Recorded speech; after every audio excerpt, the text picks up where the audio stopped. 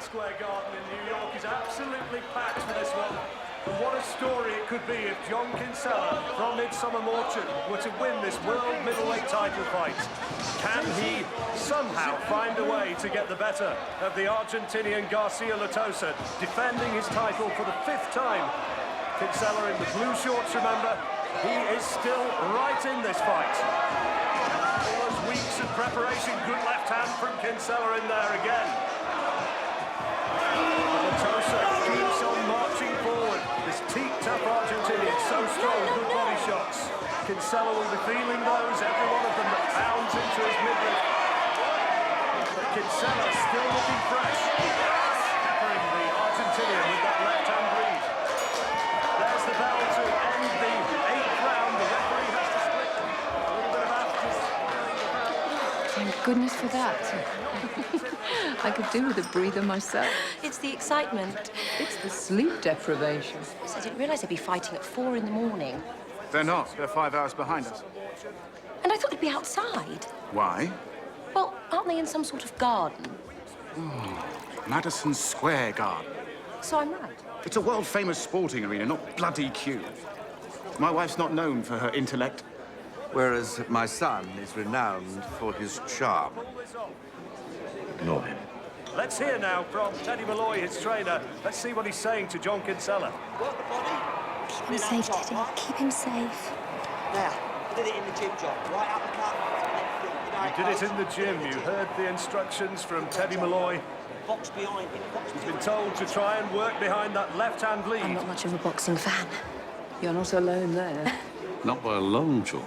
Though I'm surprised that Grace Bishop hasn't got more of a stomach for this kind of thing. Frank Bishop, Kinsella's promoter and manager at ringside. Don King's there as well. Wonder if he'll want a piece of young John Kinsella if he can come through this.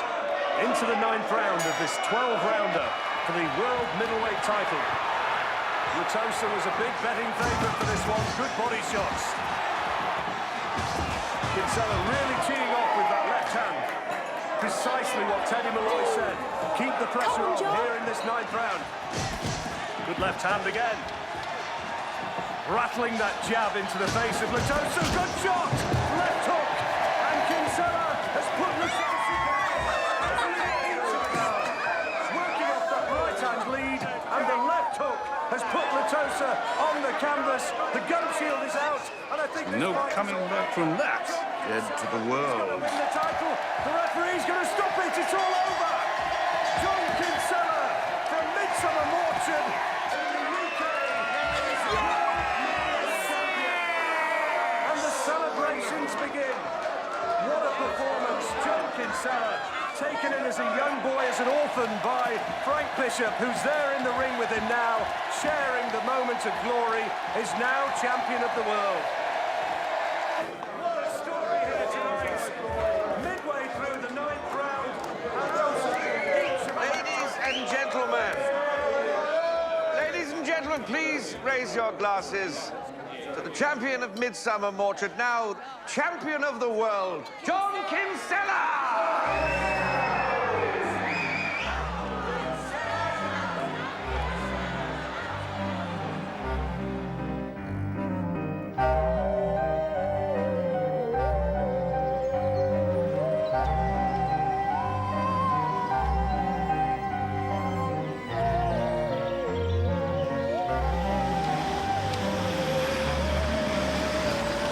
I still can't believe that you've taken time off to go to a garden party.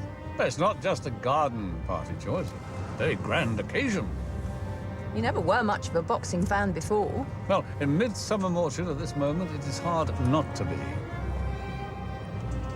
Well, that's where the statue of Tom Sayers is going to stand. See what I mean?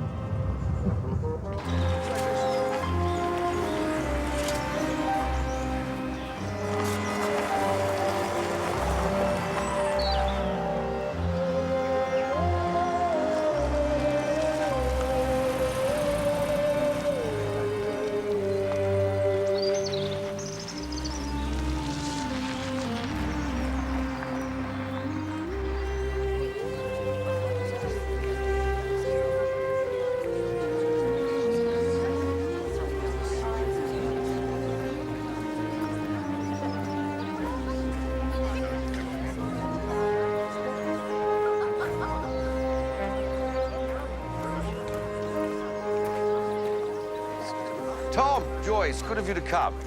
Looks like we're the last to arrive. No, I'm afraid not. The man of the moment's been stranded in New York.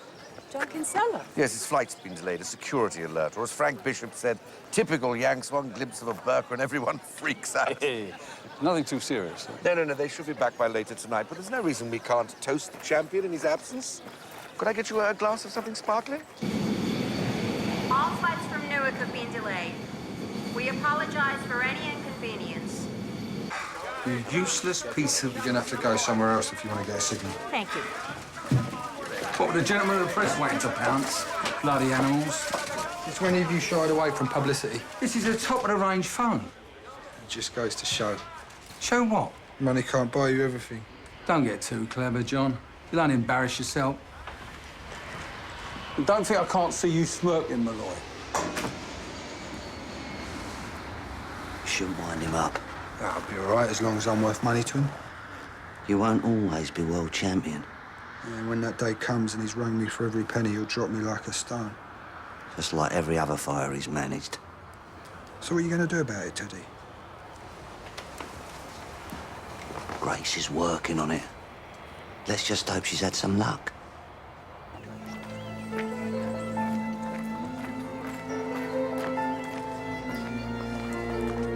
Sorry for squeezing your hand like that. During the fight the other night, you must think I'm awful. How perceptive. Is that a smile? Or just your lips sliding off your teeth? Gerald is very strongly identified with Midsummer Mortuard, isn't he? He's the lord of the manor. Not quite. He lives in the manor house. He's the current occupant. And it is very kind of him, is it not, to open up the place for the celebration? He's a sporting man with a strong sense of occasion. And you a boxing fan? Not really.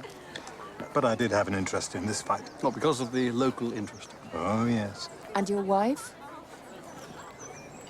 Iris. She's not my wife, she's my assistant. You'll be not working this afternoon, are you? No. Iris just likes to keep an eye on me. Excuse me. See you again soon. Oh, I feel for that Giles. Having her around him all the time must be like working with a stalker. Don't let her get to you. Snooty cow. Fur coat and no knickers.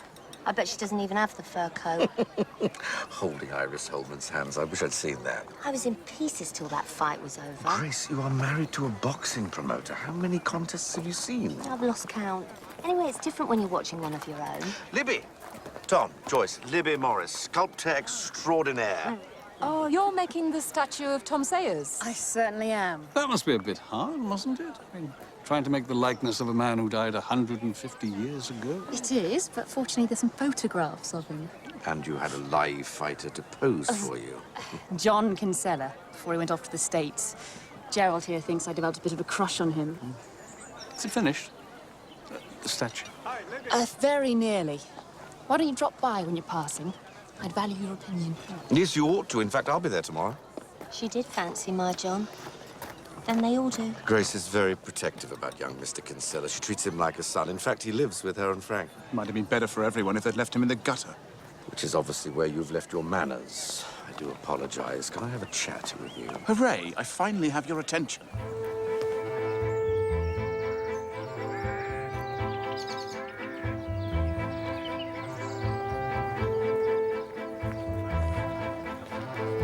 Gerald! Hello, it's so good of you. See you later. See you. You've no idea how to behave. Look who I've had as a role model. How dare you say that? I would never be so crass to guests in my own house. How about somebody else's house? Don't be facetious. I'm being entirely serious, and you know it. Oh, everyone loves Gerald Farquharson. So charming, proper gentleman. Not like that son of his. Well, I might be crass, but it's your louche behavior which has brought us to the point of losing this house and the entire estate. So what are you gonna do about it?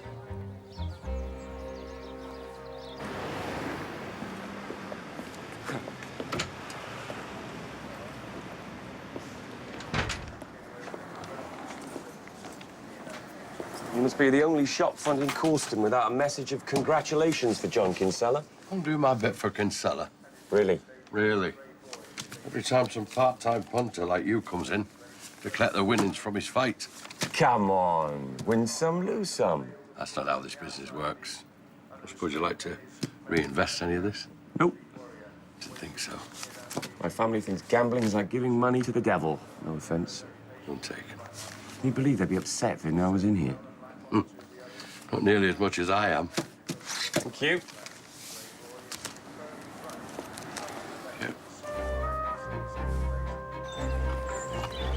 Oh, good idea. Strong and black, please. Certainly, madam. Here you are. Thank you. You're welcome.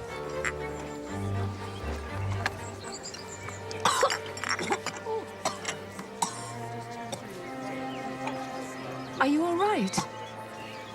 I feel a bit sick. Coffee doesn't usually affect me like this. Shall I get Sebastian? No, I'm fine, really.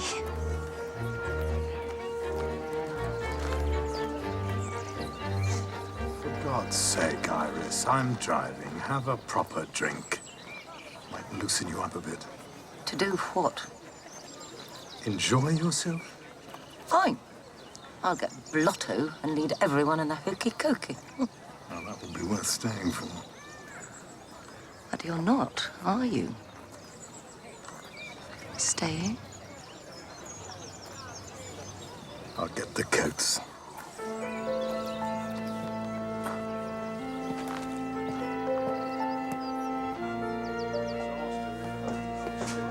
I'm so proud of him. Are you sure he's not hurt?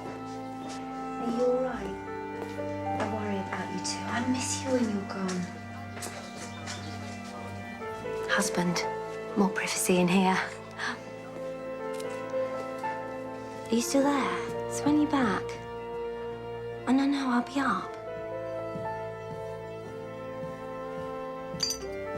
Tom, you're not leaving, are you? It's just getting lively out there.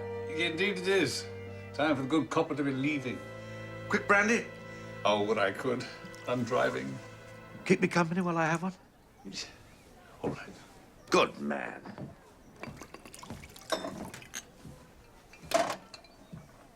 Sure I can't tempt you to a small one? Oh, get thee behind me, Satan. Well, let's hear if you change your mind. Oh, no. Knuckle dusters. Certainly are, as used by some of the more unscrupulous prize fighters of the 19th century. Hello. One of them's missing. Hmm. Is case locked? Used to be, while I was still married. Wouldn't want the ex-wife getting hold of one of those. She was effective enough with her bare hands. Oh, that is annoying. Now, who'd want to steal something like that? It's not as if it has any real value, even to a collector like myself.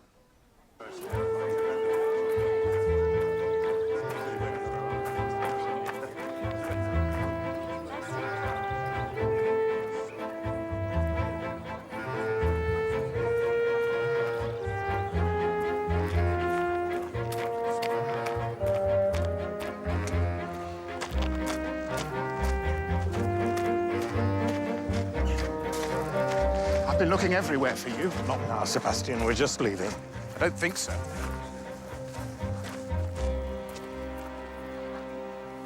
Ronnie, glad to see you've still got a shirt on your back. Yeah. Local bookmaker. Good sport, actually, turning up because he took a hell of a pounding on the Kinsella win. Did you collect your winnings from him? No, I had a substantial wager elsewhere. On your way home, Iris? We were, until your son demanded a meeting with Mr. Braithwaite. What, now?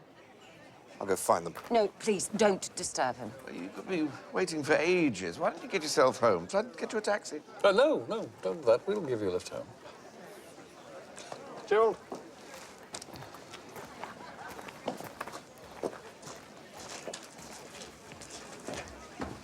It's a straightforward question, Giles. Can I get power of attorney? What grounds do you have to justify taking the estate away from your father? Incompetence. He's sending us to rack and ruin. I've a suspicion that Camilla may be pregnant. On what evidence? Coffee. The smell makes her feel nauseous. Is that a reliable medical proof? Ask any woman. She'll make a lovely mum. Not so sure about Sebastian as a father, though. He is such a joyless individual. Well, he certainly hasn't got his father's good nature, that is true. Oh, do you know his father? Yes, Gerald, of course. Then you have the advantage over Sebastian. He has no idea who his biological father is. It certainly isn't Gerald Farquharson.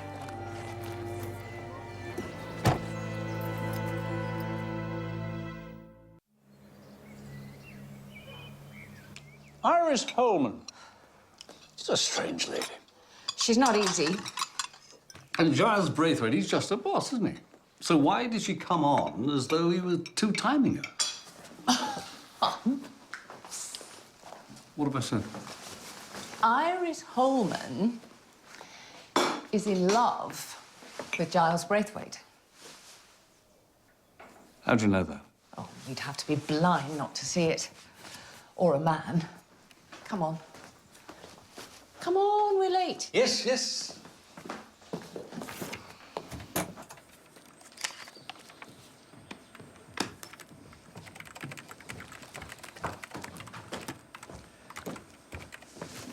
Morning, ladies. The nerve centre buzzing with activity, is it? Not exactly. Well, is there a problem? Camilla thinks I'm taking on too much. Grace is already helping with the publicity and the hiring of the costumes. But on top of that, she's insisting on handling the charity donations on her own. Can you think of anyone better to deal with my husband's tight-fistedness? Oh, now, this whole event was Frank's idea. That might be. But I'm telling you, it's going to take an expert to get him to part with the money we raise.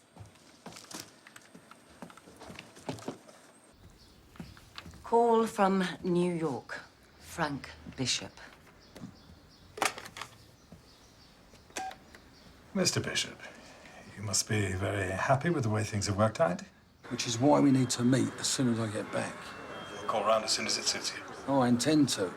Look, we finally got a flight. The plane gets in at midnight. I should be with you about 2 o'clock in the morning.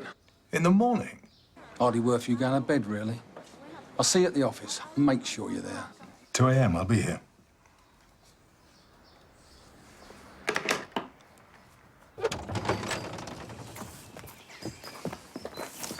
Morning, Joyce. Morning. Grace and Camilla are already here. See, I told you we were late. Oh, dear. I dropped you in it with the mem sub. Yes, you have, you naughty JP. Glad to hear it. Have you got 5 minutes? Yes, I have. Come with me.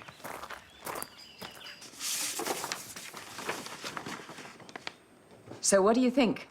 Magnificent brutes, aren't they? Joyce. Yeah, you're right, though. That definitely persuaded me to go to the fight. Oh, no. No, it wouldn't. They didn't have posters in 1860. All the arrangements had to be hush-hush in case the police found out and stopped it.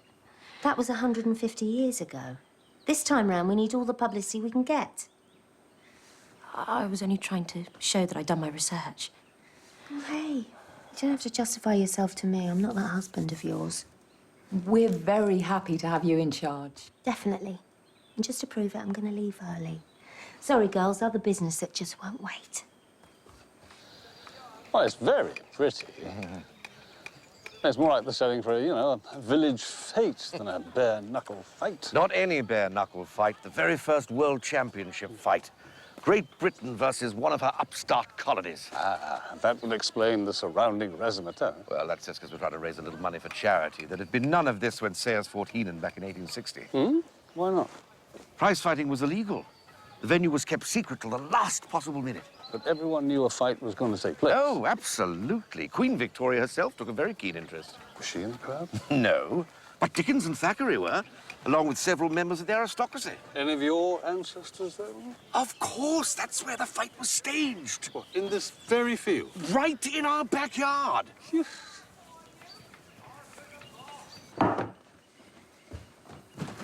Oh, I'll do that. It's not heavy. Even so, you shouldn't be lifting things. Do I look that frail? No, but when you're pregnant, you... What made you say that? Coffee. The smell of it always made me feel sick when I was carrying Cully. I could tell that you knew. Congratulations! You don't seem very happy about it. Oh, I am. But it's Sebastian. So it was unplanned? Oh, yes. He'll come round. Just give him some time to accept it. I don't think there is that much time.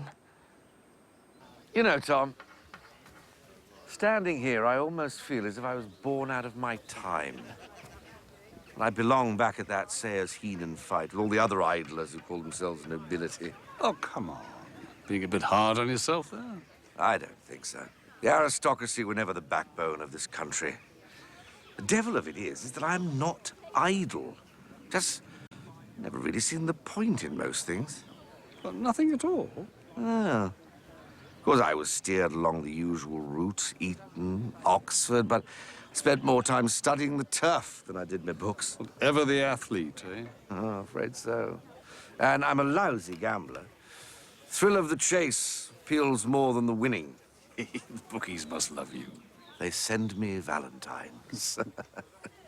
Oh, seriously. What do I do that could be remotely regarded as useful? Well, you're a damn good JP, for a start. Oh, bless you for saying that, Tom.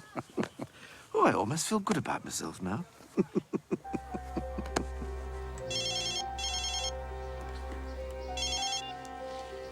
Mrs. Bishop? Why didn't you call me on the office phone? It's too public. I need to speak to you urgently. I don't have anything till tomorrow. Oh, that won't do. Frank will be back from America by then.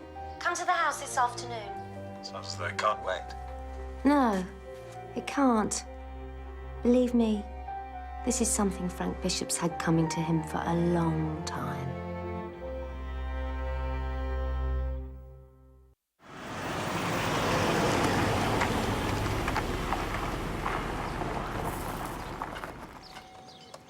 Why are we here? We are here, Jones, to look at a work of art.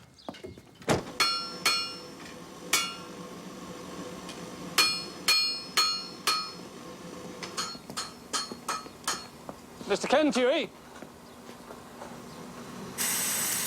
Looking for Libby Morris. That way. Thank you.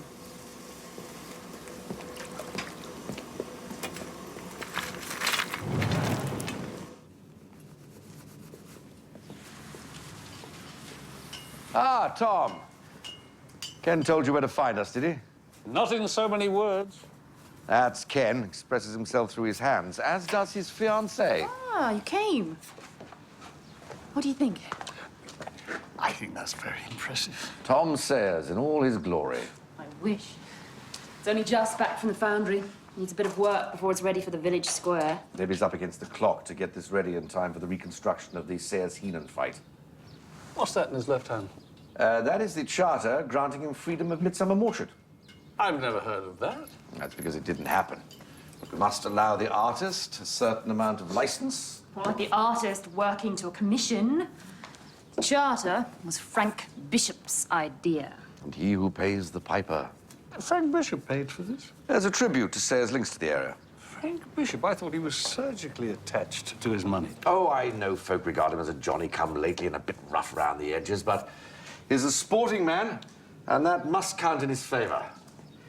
What about you, Sergeant? You a sporting man? I did a bit of boxing, actually. Back in Wales at a local club. Oh, good man. The noble art, eh? Well, I'm not quite old enough to remember this chap, but it's been many, many years since I won a boxing blue at Oxford. Wow. Fighting days well behind you, though, eh? Oh, afraid so. But there's one thing we will always have. What's that? We may be creaking with ring rust, but the last thing to go on any boxer is his punch. Ah. Hey.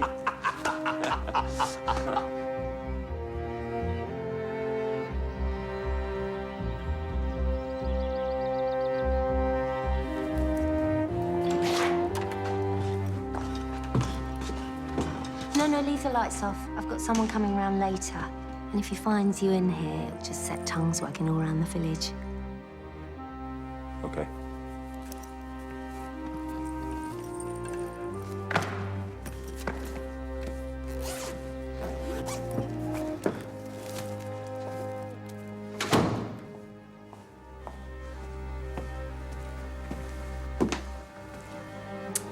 Mr. Braithwaite is out of the office. Can I help? No. It was Him we came to see. Do you have an appointment? We were rather hoping that he would see us on the off chance. Will he be long? I really can't say. Are you sure there's nothing I can do? How well do you know the law, Miss Holman?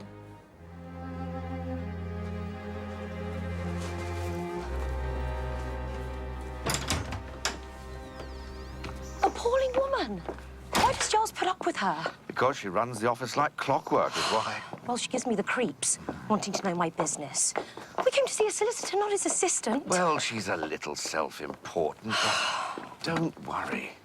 Giles is a professional. Anything you tell him, he will take to the grave.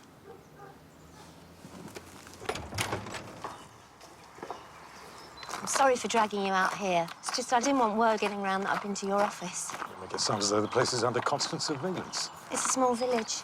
Besides, there's that assistant of yours. And now you're being paranoid. Is someone punching the bag in there? No? I'm sure I heard somebody moving around. Now who's imagining things? Thanks for seeing me before Frank gets back. It's as well I did. He's calling by my office on his way back from the airport. But that'd be the early hours of the morning. Certainly will. Must be important if it can't wait till tomorrow. It is. Very. And that's all I'm saying. Client confidentiality works both ways. Johnny, give us a smart chip. Out of the way, please.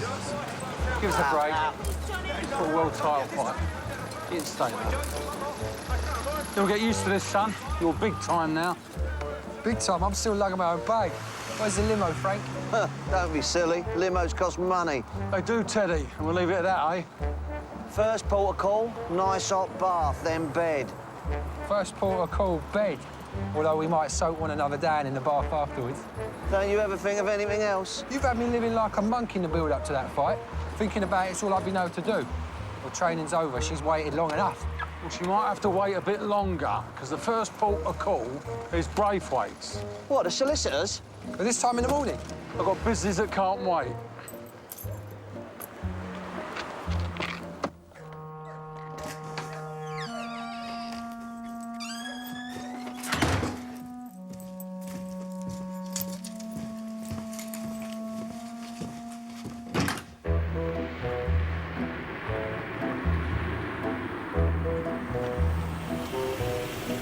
Don't wait up for me. What, you keep pushing your luck? There comes a time when someone will put you on your back. In about 5 minutes from now, with any luck. And I won't be there to pick you up.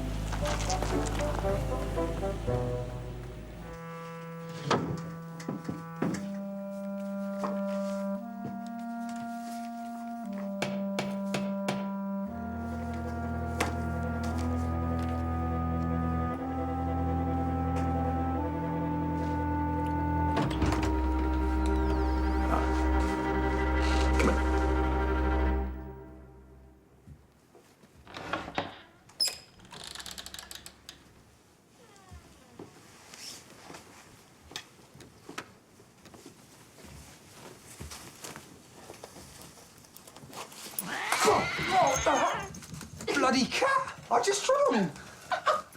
Don't laugh. Shh, no, seriously, don't. I think there's someone downstairs. I think there's someone downstairs. Get out! Stall him.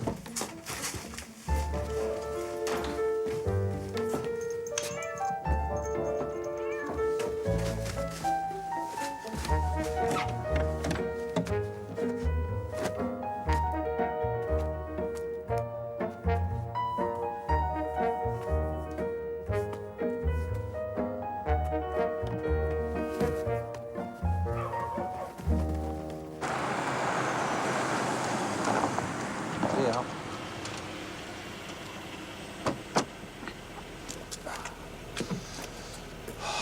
I don't know how long I'm going to be in there with Braithwaite. What are you telling me for? Because you're the one out here waiting for me. Forget that. I'm your trainer, not your chauffeur. Get Braithwaite to give you a lift home. Don't get Larry, Teddy. Might stand a bit of lip from John, because he's still useful to me. You, I keep on out of pity.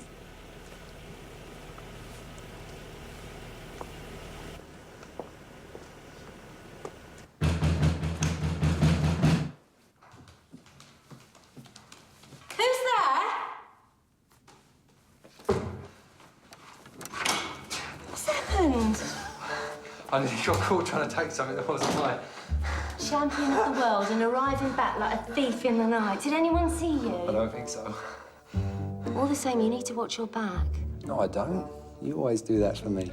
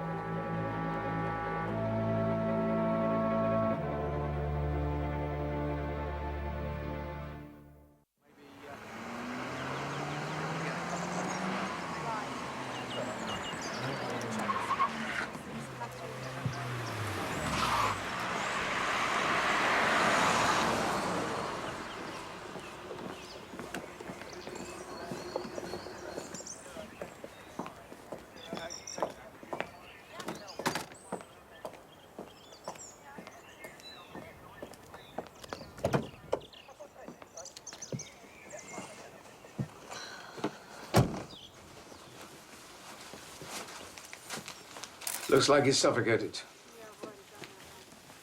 It's strange, isn't it, George? The whole place has been turned upside down, and he looks sort of tranquil, almost composed. Any defensive wounds? Any signs of a struggle at all? None. But look at this. He's been struck with something heavy. So he could have been unconscious before he was killed? Possibly. Sir, your friends arrived. Oh, would you look at that?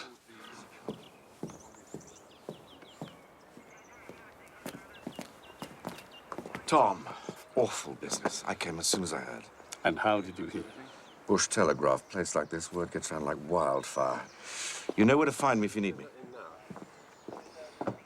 Mr. Bishop, tell me, please, what was so urgent about your meeting with Braithwaite last night? You couldn't wait until later in the day. I like to get things done, Chief Inspector. And Miss Holman? She was always at any meeting I had with him. Did she need to be there? Not really. Stay where you are.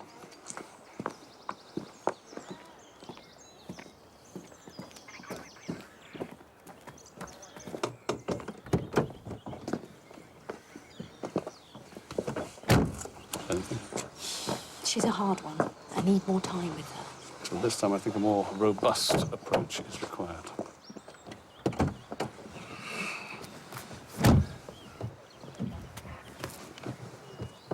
Miss Holman, what were you doing here last night? Mr. Braithwaite always insisted that I attend every important meeting. What was the meeting about? Well, how would I know? It never took place. Oh, Mr. Braithwaite was dead by the time you got here. Of course he was. I didn't murder him. Why didn't you contact the police? Do you think I was in any state to do that? Miss Holman, would you get me Mr. Braithwaite's appointments diary, please? When you've had your moment.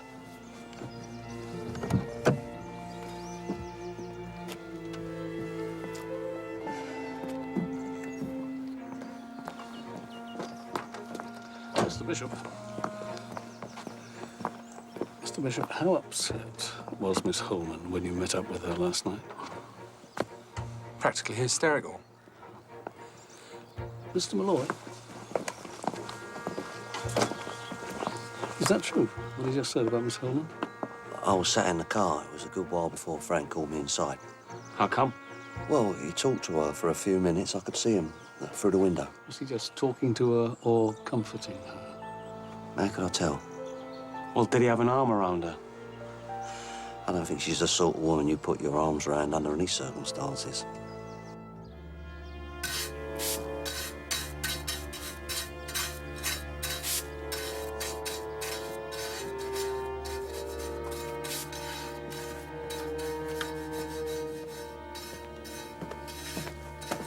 Going out. And there was me thinking you'd come to take an interest in what I'm doing. How many more times do you want me to look at it? Jealous of my other man. That's not funny. He's made of bronze. I don't think so.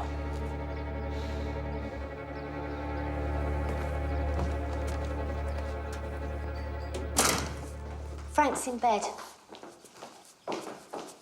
Jet lag. Yeah, and he's been up all night. Is it true he found the body? It's true he found Mr. Braithwaite, yes. Whether Mr. Braithwaite was alive or dead at the time, still looking at that. What do you mean? Why did you ask Giles Braithwaite to come here yesterday afternoon? That's between me and him. Well, as he's now dead, you're the only one who can tell us. And, Mrs. Bishop, since this is a murder investigation, we do have every right to know. I wanted to ask about getting a divorce. On what grounds? How long have you got? Why the secrecy? Your husband's got to know sometime, hasn't he? The longer I can keep it from him, the better. Where Frank and money's concerned, you need to get the jump on him to stand any chance of getting what you're due. Teddy Malloy? What about him? Where can we find him? Oh, come with me.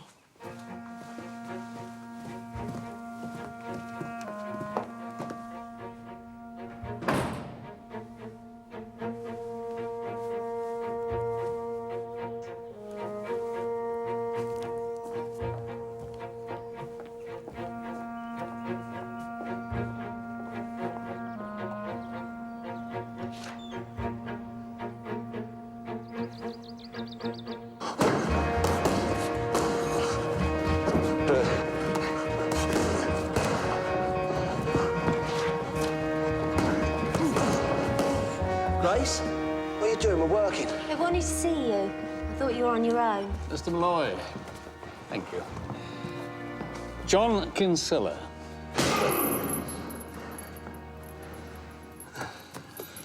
He was with you and Mr. Bishop when you travelled back in the plane from New York, wasn't he? You know he was. Yeah. But why wasn't he with you in the car when he went round to Braithwaite's office? He was with me.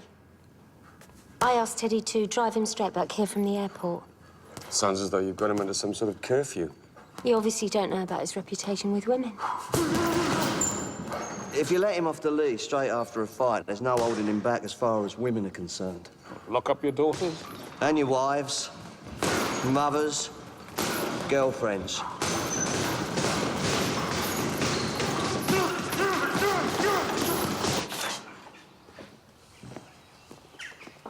I saw Teddy Malloy fight. Did you? That must have been some time ago. My granddad took me to see this Welsh boxer that was fighting on the undercard. It was a Frank Bishop promotion. Malloy was top of the bill. He was fighting for the British title. Youngest ever challenger. Why didn't you mention that to him? He lost. Badly? Well, he never fought again.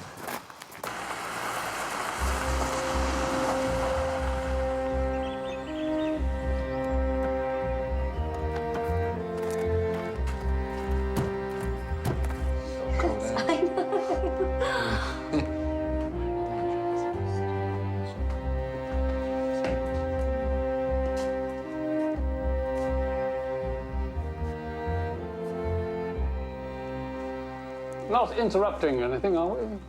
Just checking to see that my Tom Sayers is fit enough to toe the line against John Heenan. Ow, ow, ow, ow, ow. Oh, is that tender? Yeah, just a bit. You need some witch hazel on it. I don't do voodoo remedies. Honestly, Chief Inspector, he's such a baby. Baby, 2 fights in 3 days and I'm a baby. Oh, poo. This one will be more like playing patty cake. It's only pretend. Just make sure your husband knows that. He's a pussycat. Now, we all know that's not true. Can I get something clear? You are playing Tom Sayers, and Sebastian Farquharson, he's doing John Heenan. Yeah. A bit of a mismatch. No, Tom Sayers was a middleweight and Heenan actually was a heavyweight. No, I mean him being a world champion. Oh, I see. Oh, well, Seb is a second-row forward for the Midsummer County rugby team, so he's no stranger to a brawl. Besides, he and John are only going through the motions. They're not really fighting, are they? Mrs. Farquharson, Mrs. Ferguson, you wanted to see Giles Braithwaite yesterday, yeah? What about? That's a personal matter. You're going to have to tell them, Millie. I can give you any answers you need. I was with Camilla yesterday.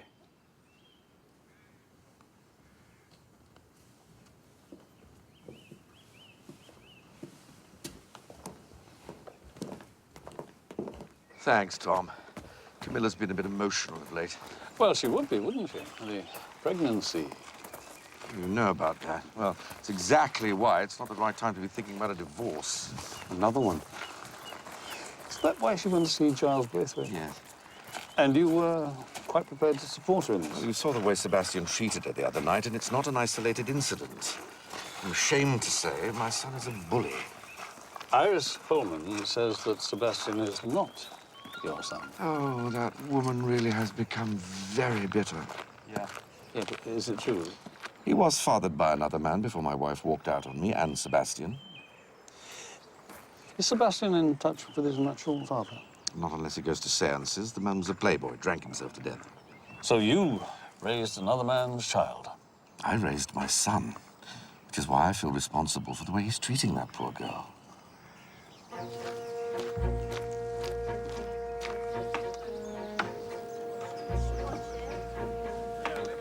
Can we get this over with quickly?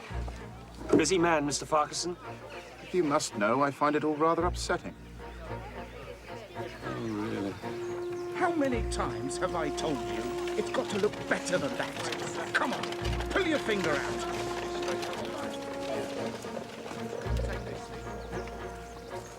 Charles was a friend of the family. Was it family business that you wanted to see him about so urgently? As a matter of fact, it was. Well, Sebastian, shouldn't you be talking to your father about that rather than to a solicitor? I've given up with him. The sooner the estate is made over to my name, the sooner we can stop him hemorrhaging money from it. What do you mean by that? Everyone knows about his gambling. Son stabbing his father in the back. It's not a good way to uphold the family name. You're wrong. It's precisely the way to do it.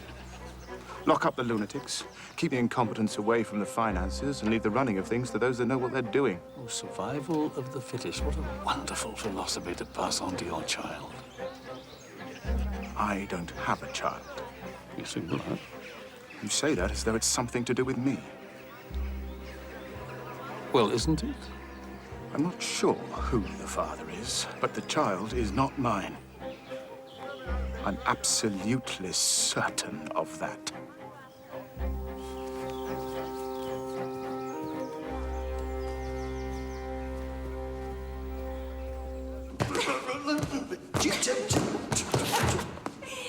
Jab, jab. Frank, didn't expect you up yet. I bet you didn't. Ken Toohey. What was he doing here? Usual story. He told me he'd done a bit of boxing and wanted me to have a look at him. And? Nothing special. So it's just a one-off, then? Absolutely. That's all right, then. Because if I thought he'd been here more than once, I'd have to start wondering what you were up to. You and this loving wife of mine.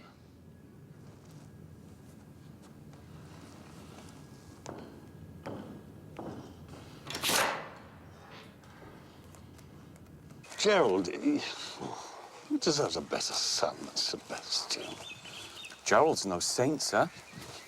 You know about all his gambling habits. Well, that's not important, Gerald. Gerald is a JP. He's a pillar of the society. He's one of us. Now, this challenge for the estate is all to do with Sebastian not being a biological heir. Well, he seems convinced the child's not his. That's what I'm talking about. It's all about inheritance. Do you think Frank believes you about Toohey? If he didn't, he wouldn't have left it at that. You know what he's like. I can show you the scars. I've already seen them.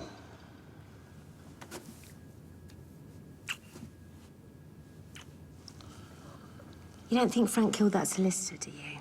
You know the temper on him. He had no reason to lose it with Braithwaite. Unless Frank found out that he'd been to the house and what we were really talking about. How could he know? Iris Holman. She's got a nose in everything at that office.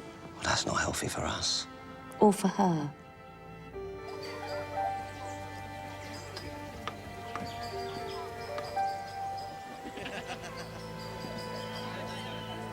Just imagine, 150 years ago, men were driving ring posts into the ground in exactly that spot. Well, maybe not exactly that spot. Two men fight in the street, we arrest them. Put them in a ring, we pay to watch it. That's because we know how lonely the ring can be, a dark and brutal place. It takes a special kind of courage for someone to get in there and keep going back again and again. Something you would know about, Tom. Who, me? Never worn a pair of boxing gloves in my life. I mean, as a police officer, you need that sort of courage to face the darkness and brutality that the public need to be shielded from. Oh, excuse me, gentlemen. Any luck? They've struck oil. Us being like boxers. An interesting comparison. Oh, no. Very perceptive one, Jones. Different from the usual village mindset we find ourselves dealing with.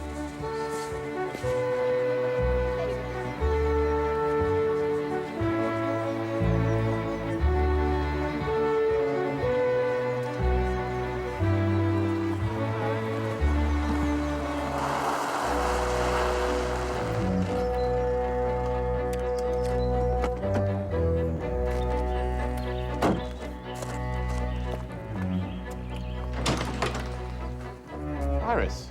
Sebastian, Can I help? Or have you come to see my father? I've come to ask you if you killed Giles. Funny that. I've been wanting to ask you the same question. Pass it up. You were up at Oxford same time as Giles Braithwaite, were you not? Were you friends? Not close. I knew him well enough. Well enough to know if he were capable of blackmailing any of his clients. Giles? A blackmailer? That's absolutely out of the question. That's one theory you can discount. Well, that is pretty emphatic. Seriously, Tom, I'd stake everything I have on that. Shame you're such a lousy gambler.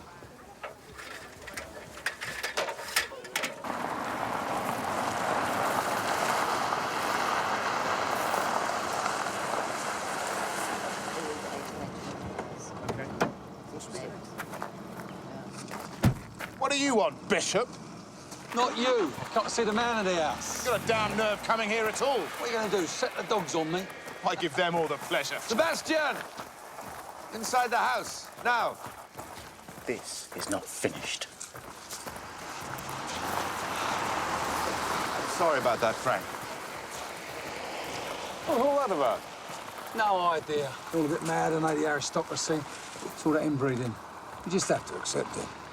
Even though it means a wasted journey for you. What makes you say that? Well, I assume you came here to see someone. Well, Jared, but it can wait. Won't want to get in the way of some father and son bonding. Happy families, eh? Mr. Bishop, did you know that your wife is planning to divorce you? She's been planning that for years, Chief Inspector. It's what gets her out of bed in the mornings. Frank Bishop, here. It's never going to happen. I won't let it. There's nothing we can do about it. It's out of our hands. We'll see about that.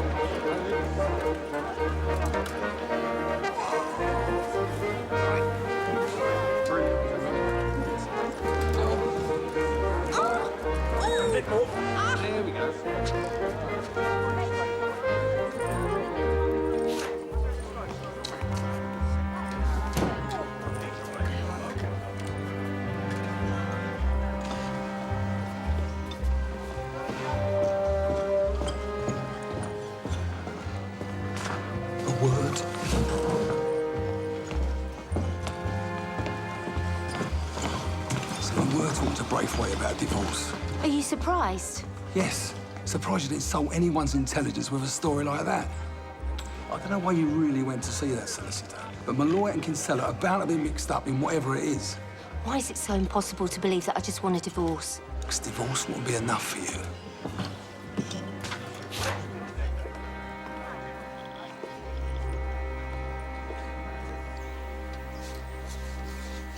Oh, that's very splendid, man. You must be very proud of your fiancée.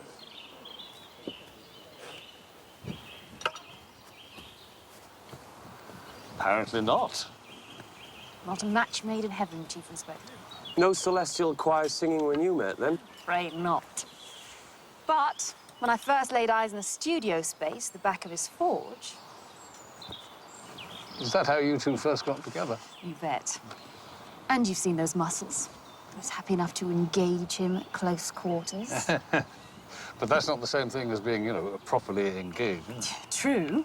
But Ken couldn't quite make the distinction, so I've had to be his fiancée until I finish the statue. And then what? And then I'm off to the US of A on a single ticket. As in, you're not coming back? As in, I'm going on my own. Oh, I thought there'd be a lot of work for blacksmiths in America. In Moose Jaw, Wyoming, maybe. But I'm going to Chicago. Does Ken know this? Of course. What do you take me for? Don't answer that, sir. Oi! This local shoer, or whatever he is. Ken Toohey. He's got about as much chance as making it as a fighter as you have as a manager. Who says I want to be a manager? Look, if it had just been Toohey, I'd have done what I've always done. Laugh at you. But when you get ideas about managing Kinsella, I start to get seriously annoyed. Maybe we're prepared to risk it. One word, contract. Kinsella is tied to me. He's going nowhere, but you are. Look, I'm sick of you. I want you to clear your stuff out of the gym and be gone by the time the fight's over this afternoon. All right?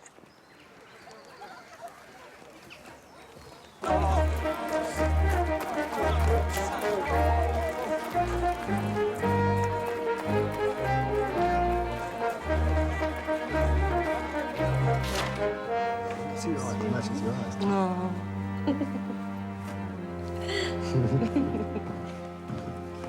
Well, this makes a change. You helping him into his clothes rather than out of them.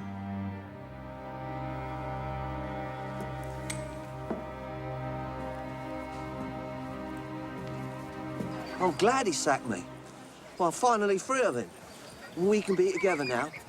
You know I can't leave John. He's like a son to me. And me? He'll come with us. That was always the plan. Teddy, the plan was to get him out of his contract. And unless that happens, we're going nowhere. Not while Frank's still around.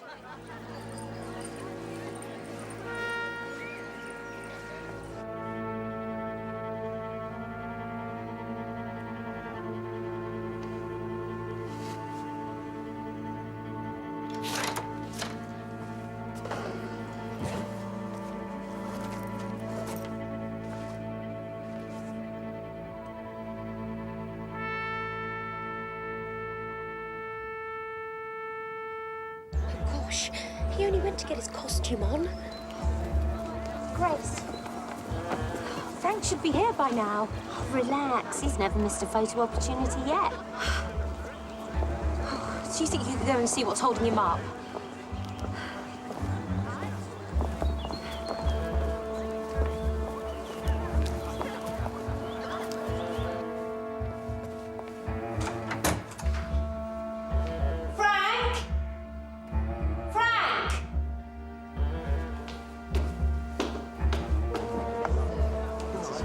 Joyce, do you think Frank Bishop would mind if someone else did the unveiling?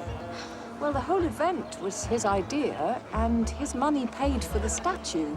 I suppose he would be put out if somebody else took the limelight. Just a bit. All the same, if Grace can't find him, will you do the honours? Me? In your capacity as Queen Victoria.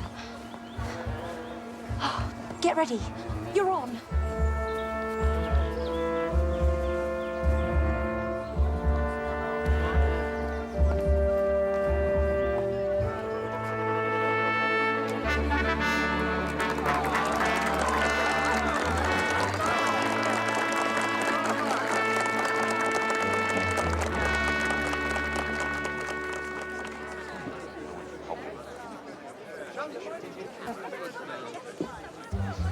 My lords, ladies and gentlemen, I bring you a contest which pits the old world against the new.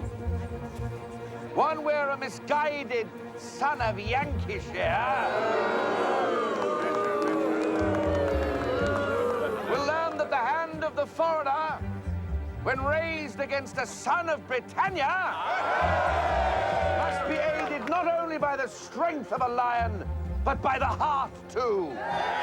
They didn't go much for impartiality in those days, did they, sir? I doubt very much whether our gentleman from the colonies will be roaring when he's had the shine taken off him by our own Tom Sayers!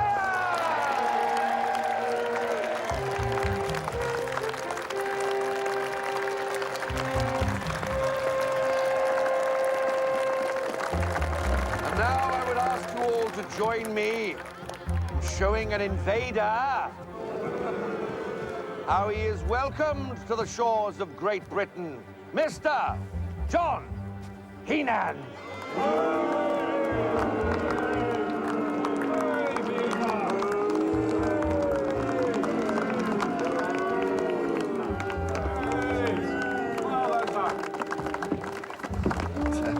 Last minute switch.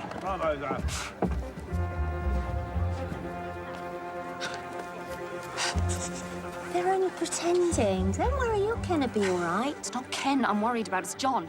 My John? He's champion of the world, love. I think he knows how to take care of himself. You don't know what Ken's capable of. He's got the strength of a bull when he's angry, and he's way beyond angry. Do you mean you and my John have been... and your fiancé's found out? And right now, all he wants to do is rip John's head off his shoulders. Gentlemen, please come up to scratch. You will continue fighting until one of you is in no fit state to continue. A round will end only when one of you is knocked to the ground. Please, at all times, remember the significance and dignity of this historic occasion. Fighting and gouging in moderation only, gentlemen. Please go to your corners. And come out fighting!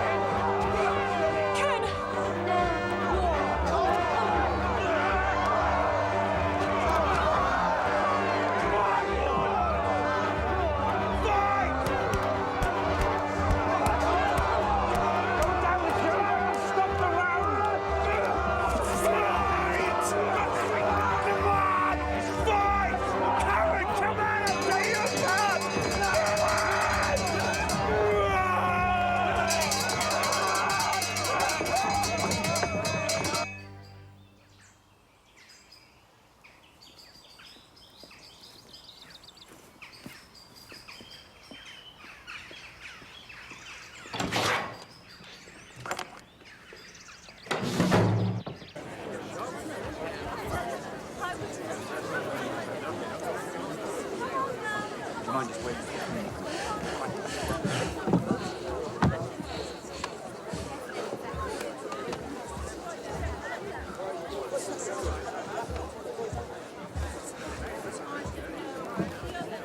So, what was that supposed to achieve?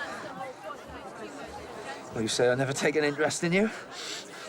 And I know how you like fighters. You're pathetic. But what do you want? Not two cavemen brawling over me as though I had some sort of trophy. Why'd she include me in that? I had no idea that was going to happen. Can I have a word, please? Is that why you didn't fight back? Inspector, I'm a professional, world champion. He's a big boy, but I could have killed him. I mean it, killed him. Wasn't entirely unexpected, though, was it? Him attacking you like that. Sir, there's a problem.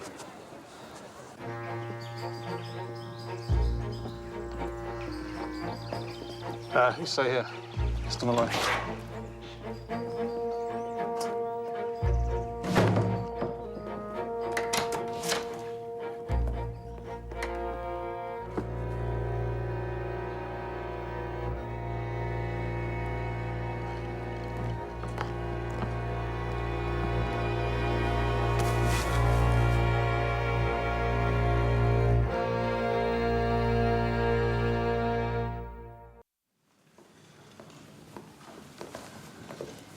George, can we come in? Over here, Tom.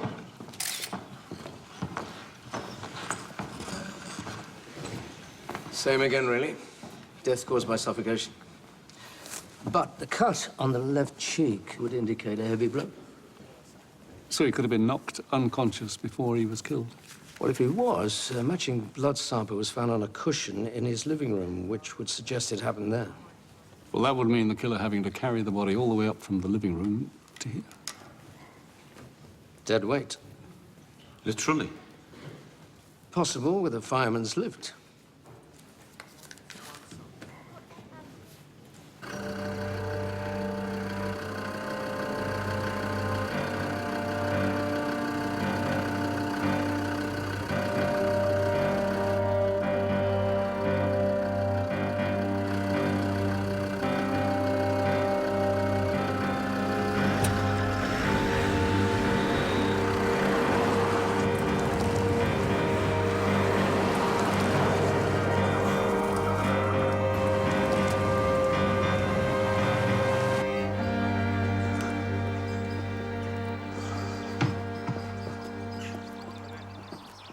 Hell of a schlep from the house to the gym, isn't it? Frank Bishop's a big fella. Who'd be strong enough to carry the body that far? Sebastian Farquharson. He changed places with Tui for the Sayers-Heenan fight. And he's gone missing. Which makes him an obvious choice. Well, not the only one. Teddy Malloy. He wasn't involved in the fight reconstruction. Ex-boxer. Fit. And he found the body. But would he have raised the alarm? Double bluff. And then there's Grace Bishop. No one was with her when she came back to find her husband. She and Malloy might have done it between them. I've been told I can't touch anything in my own living room. Not until forensics are finished in there now. More mess.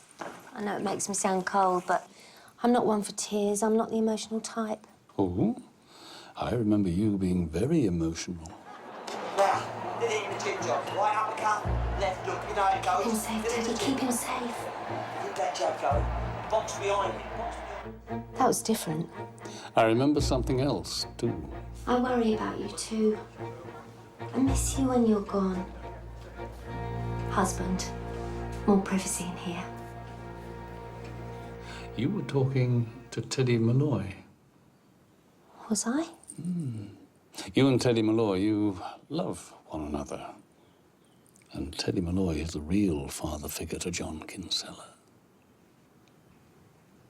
My husband didn't know what love meant. All he was interested in was owning people. That why you met up with Giles Braithwaite? John wanted Teddy to manage him, and he wanted to know if there was any way out of his contract with Frank. And now, that is no longer a problem.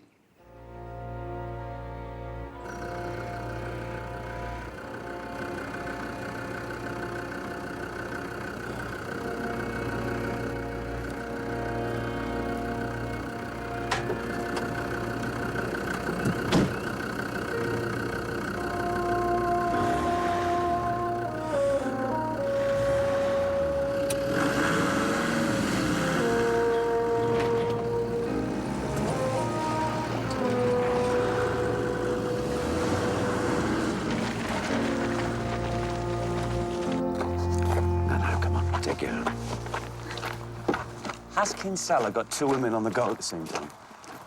Camilla Farquharson. Yeah, is he the father of her child? We need to talk to Sebastian Farquharson. Wonder if Iris Holman knows where he is. Tom. Gerald. Just taking Millie home. She's in a bit of a state. Understandable, really, given what happened. Yeah, well, it can't help. You know, her husband going missing. Quite. Do you need us for anything? No, not a minute, thanks. I'll get her back then. Oh, Gerald. Yeah, there is something. My wife is convinced that Iris Holman was in love with Braithwaite. She's bang on the money, but that was never going to happen. Oh, well, we can all sympathize with Braithwaite on that one. Why did he never get married? Why would he do a thing like that? Giles Braithwaite was a homosexual.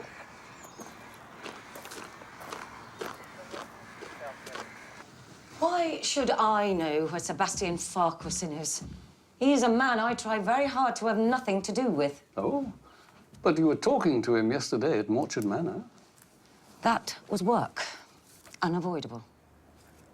Well, how professional that is of you, Miss Holman. When your boss is murdered a couple of days ago, and here you are trying to carry on the business as normal. I do hope Mr. Braithwaite appreciated how loyal and hard-working you are. I like to think he saw me as more than that.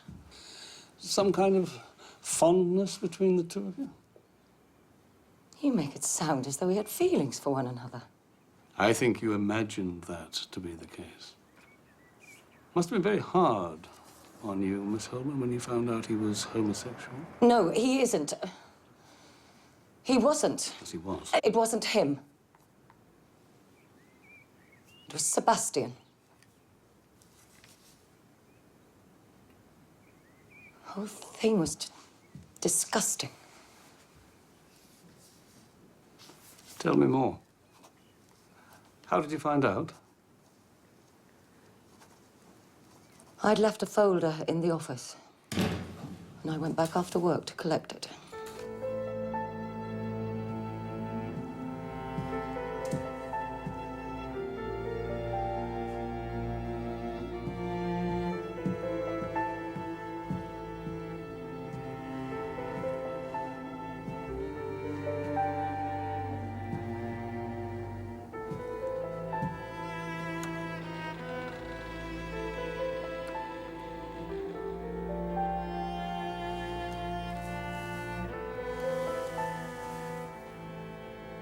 How long did it continue between them? Continue?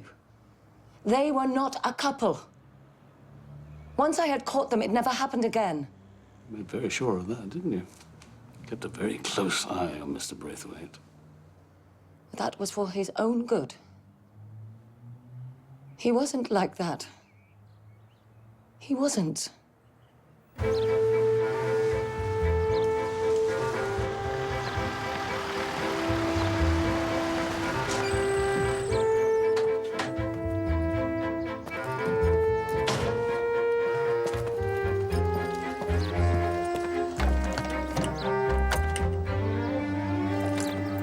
Camilla!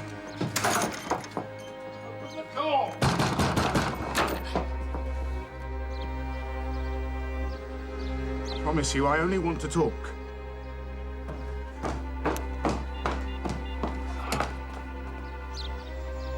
Camilla! Police, please. Mr. Farquharson, why did you go missing? I didn't go missing. I just wasn't in Midsummer Orchard. Is that a crime now? Oh, no, it's not, but murder is. And we're very anxious to know where you were when it happened. Not again.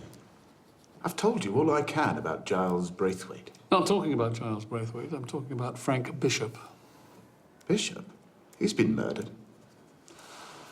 Oh, you didn't know? How could I? I'd gone missing.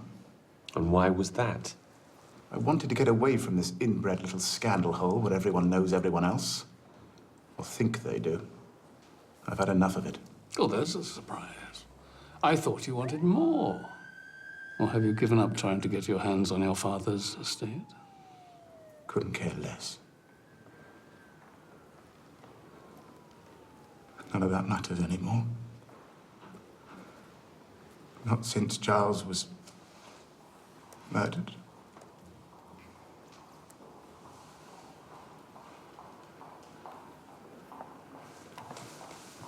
Mr. Farquharson, Sebastian, has all this to do with your sexual orientation? Iris Holman. Bitch. I paid her to keep quiet and she still can't keep her mouth shut.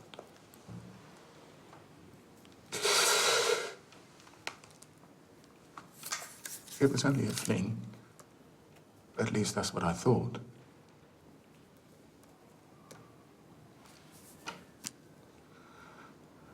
I had no intention of coming back here. Then why did you?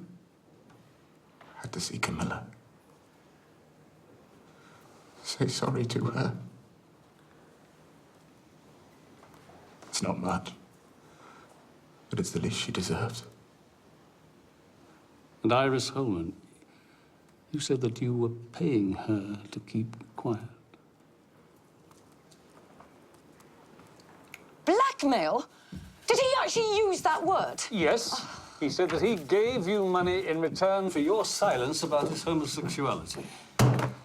Not quite the same, is it? Blackmail is when someone demands payment for not revealing information. But that is what you are doing. No. He begged me not to tell anyone about his sordid little secret. I didn't want his money, but I did want to see him squirm for what he tried to do to Mr. Braithwaite. All right. You may or may not be a blackmailer in the eyes of the law, but you and I both know that that is exactly what you are. Look, can I give you a bit of advice? There have been 2 murders in Midsummer Orchard. And if you are trying to blackmail anyone else, you are playing a very dangerous game. That woman is in such denial about him. Why'd you let her go? Hope she'll drop her guard, too. Remember Frank Bishop saying that she was present at every single meeting he had with Braithwaite? Yeah. And she had access to the details of all his clients. Yeah. I think she knows why Braithwaite and Bishop were killed. So if she's not the murderer, she knows who is. I believe that Iris Holman is a very nervous lady right about now.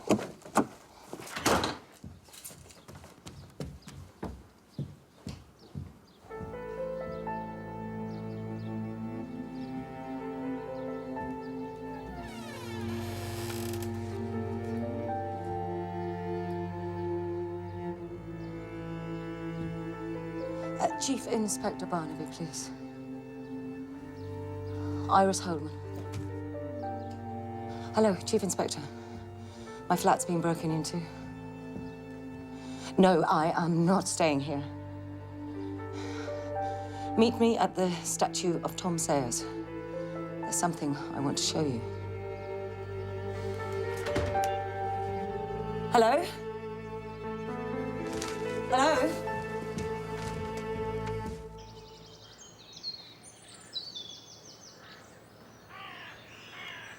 She should be here by now. Her apartment?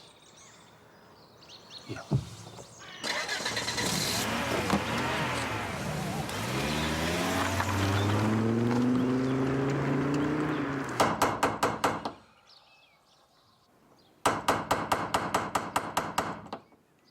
I think you should apply more force. I'm knocking as hard as I can, sir. Kick the door down. Oh.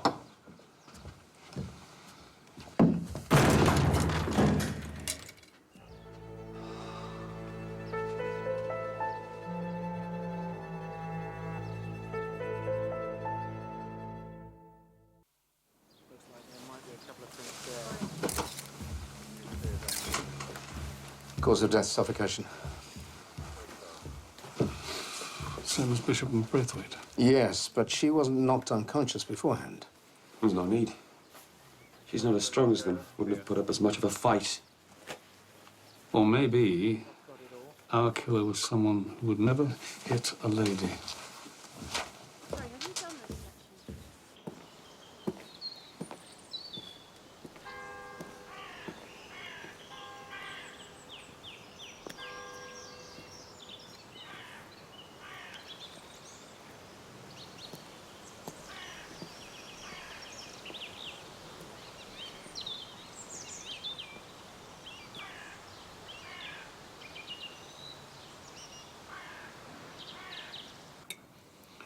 Joyce. I am not a man to have his head easily turned, am I? It took me long enough to catch your eye. No, it didn't. Just nervous about getting it right with you. I was reasonably circumspect. But seriously, do you think I'm open to flattery? Show me a man who isn't. No, I'm not talking about the man-woman stuff. It's when that sort of thing clouds your professional judgment. John, what are you talking about? There is one person in this investigation I've consistently overlooked as a suspect. Willfully overlooked. Gerald. Tom, come on in. Thank you. Oh, she's just staying here for the moment till, you know, Sebastian. She doesn't want to be on her own. Yeah, well, it's about Sebastian we came to see you. Look, we're quite happy to release him, but he's asking for you to stand surety for his bail. Can you do that? Of course. Yes, any amount. So he's off the hook then? No, not entirely. But look, he was under lock and key when Iris Ullman was killed, so... Awful business. Awful. Especially when you consider that we might have prevented it. How's that? Well, she phoned us just before she was killed. Said she had something important to show us. What was it? Oh, she didn't say, but, look, if we'd gone straight to her flat, we might just have saved her.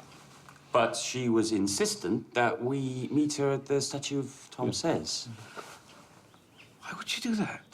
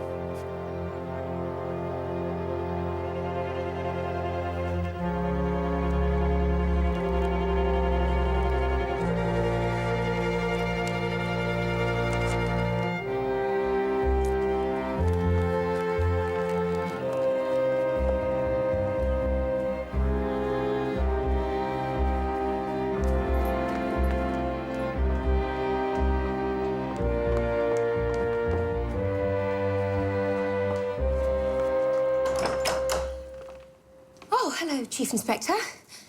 I'm afraid Jerry isn't here. Ah, are you expecting him back soon? Not till late, and I do get nervous on my own in a house this size. Yeah, I bet you do. Still, must be very comforting to have a father-in-law like that to turn to. Oh, it is. And you do turn to him, don't you? Every time you feel vulnerable. Not every time. No, yeah. Then there's a way he's prepared to look after, support your child when it's born. He is an exceptionally decent man. Do you know, that's exactly what I thought.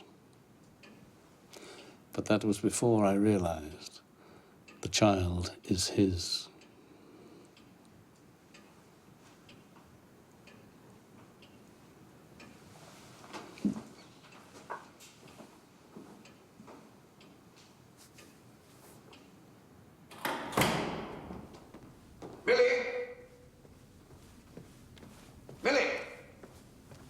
In here, Gerald. Hello? Tom, what are you doing here? Where's Camilla? Camilla is talking to Detective Sergeant Jones. What about? I didn't get a chance to take a proper look at these when I was last in this room. You scarcely had time. It was only a quick drink. In fact, as I recall, you didn't have a drink. And yet you were so insistent, weren't you, on pouring me one? And you placed the glass just there. That was how you first made me aware that one of these was missing. And that, Gerald, that's a double bluff. What's this about? Braithwaite and Bishop were both knocked unconscious, either by a heavy object or by a heavy punch, aided by something very like knuckle duster. Would take a stronger and younger man than me to do that, if that's what you're implying. What, an old Oxford boxing blue like you? And the last thing to go on any boxer is his punch. You told me that. I say a lot of things. I'm often not as knowledgeable as I sound. Oh, but you are, aren't you, when it comes to the delights of the sporting arena? Thrilling surge of adrenaline when you back your own hunch against all the odds and it comes home a winner. Graphically put. One could almost believe you were a gambling man yourself. Oh, not I, Gerald, not I, but you. You're completely hooked, aren't you? I had made a substantial bet elsewhere, you said on the night of the world title fight, John Kinsella. And you had, Gerald, you had very substantial bet. But Frank Bishop had agreed to loan you your stake money with this house as collateral. The only trouble is, you'd backed the wrong man. So when the fight was over, this house, your estate, everything belonged to Frank Bishop. Now, how could you possibly know a thing like that? Because it's all written down, legally binding and witnessed by Iris Holman and Giles Braithwaite. It's actually that document you got there in your hand. That's what you were so anxious to find, wasn't it? When you searched through Iris Holman's flat and Giles Braithwaite's office. Oh, what you got there, that's a copy.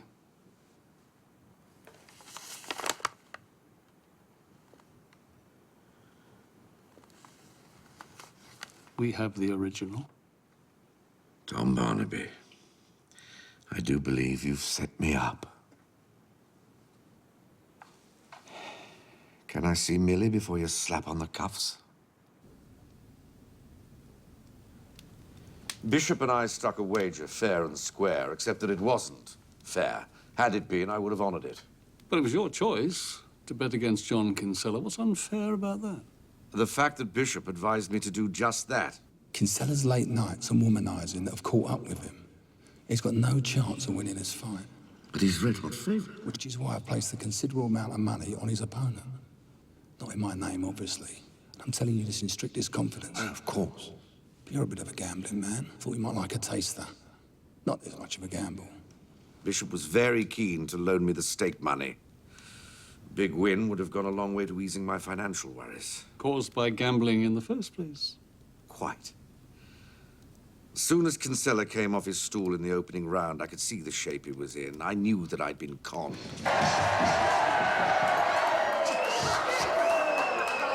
There is no coming back from that. Dead to the world.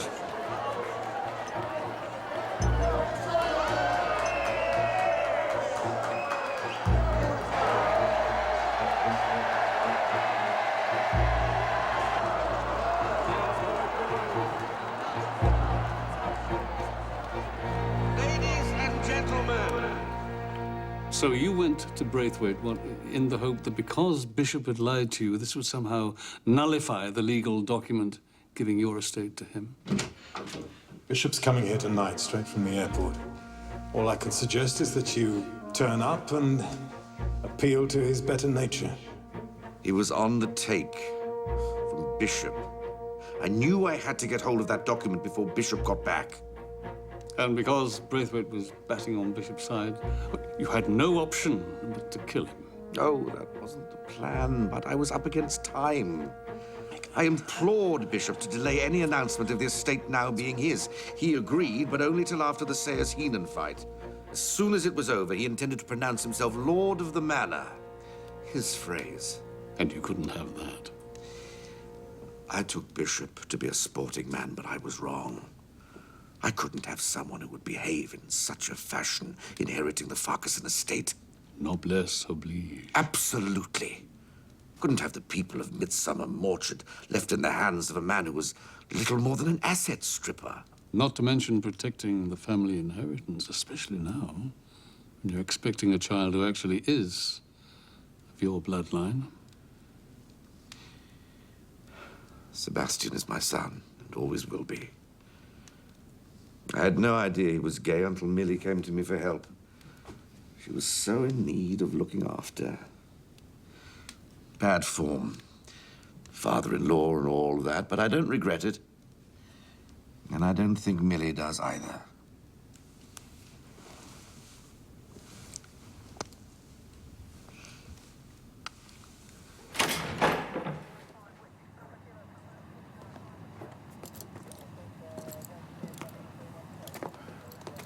Iris Holman was blackmailing you, wasn't she? Oh, yes.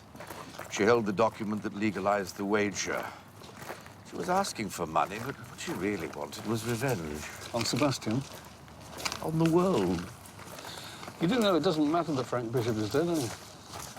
The money still goes into his estate. Well, that is it.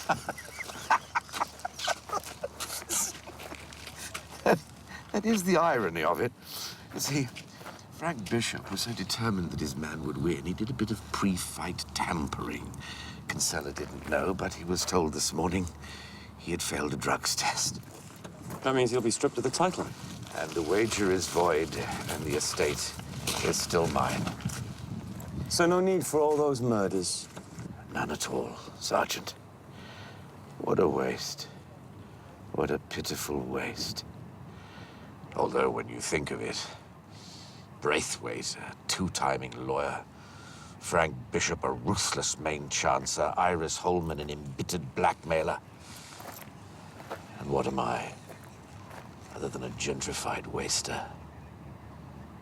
None of us will be much of a loss to society.